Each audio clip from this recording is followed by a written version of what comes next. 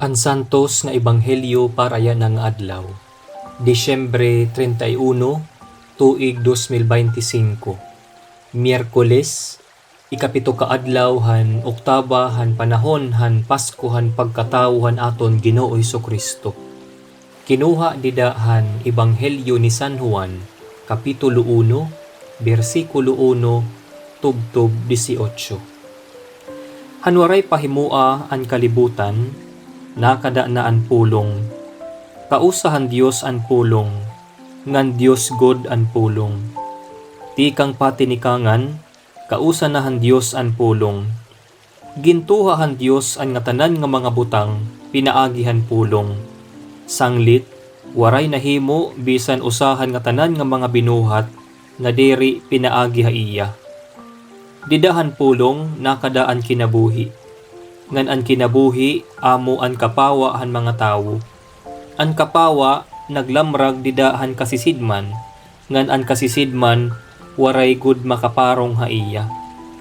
May ada tawo nga huwan an ngaran, nga ginsuguhan Dios hinpagsumat han mga tawo, mahitungod han kapawa. Basi an nga tanan makabati han minsahi ngan tumuo. Diri hiya amo an kapawa. Kinan hihiya hin pagsumat mahitungod han kapawa. Amo ini an matuod nya kapawa. An kapawa nga nakan hiya kalibutan, nga nakalamrag han nga tanan nya katawhan. An pulong din hina kalibutan. Ngan bisan kun an kalibutan, ginhimuhan Dios pinaagi iya. Kundi waray kumilala iya an kalibutan. Kinanhi han iya kalugaringon nga tuna, kundi waray hiya karawata han iya kalugaringon nya katawhan. May ada kinarawat ngan tinuuha iya. Sanglit, ihinatag haira an katungod hin pagkaanak han Dios.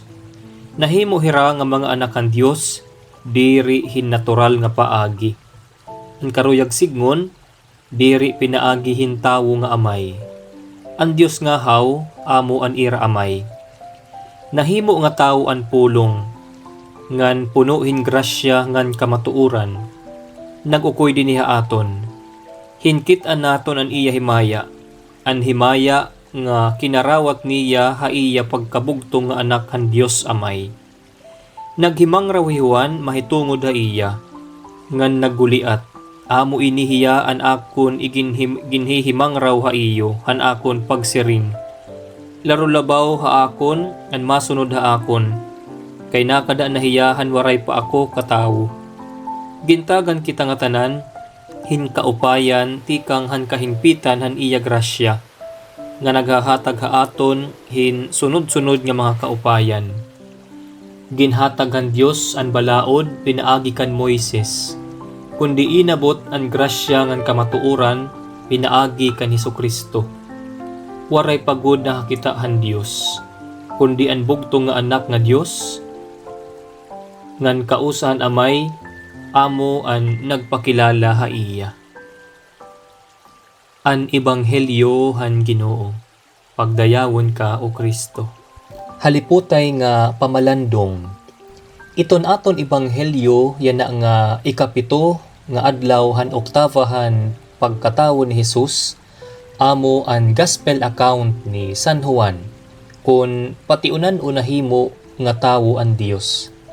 Didahini, nag-iistorya nga san upamahimo nga tawo ang pulong, nakada na hiya kaupod han Ginoo, tikang pahakatinikagan. Kundi ano ba ang tuyo han Dios? Kay ano nga kinahanglan pa niya mahimo nga tawo, usa nga sugad ha aton. We cannot love whom we do not know. Diri naton pwede higugmaon iton tawo nga diri takilala.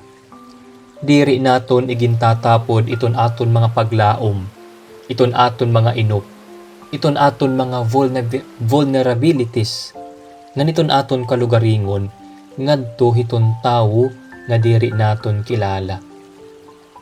Iton aton Dios manggod, makulit, waray hiya makontento, hinpagpahibaro, pagpadayag, ngan pagpaabatan iya kaburuton, pinaagila han iya mga propeta nga ginpadarahadto. Darahan iya eagerness ngan halarong makagustuhan nga mahirani hiya aton para hikitaliwat hirani ha iya nagpakatawo hiya. Nahimo hiya nga sugad ha aton. Didakan Jesus para mas abaton ngan mas makilala pa naton hiya. Didahini nga iya pagpakatawo ug pagin sugad ha aton mas makikilala ngan mas hibabaro kita paghigugma ha iya. Nasiring hi Archbishop Soc Villegas, God chose to become small, to make it easy for us to carry Him, to love Him, and to caress Him. Kung kay ano nga nagpakatao ang Dios, ang pulong na himo nga tao, dara para mas makilala pa naton hiya. Aadala kon maabat ngan makilala naton personally itong Dios, ma-encounter naton niya personally nga mababag-o kita. Ngan didahini matatalwas kita. Amen.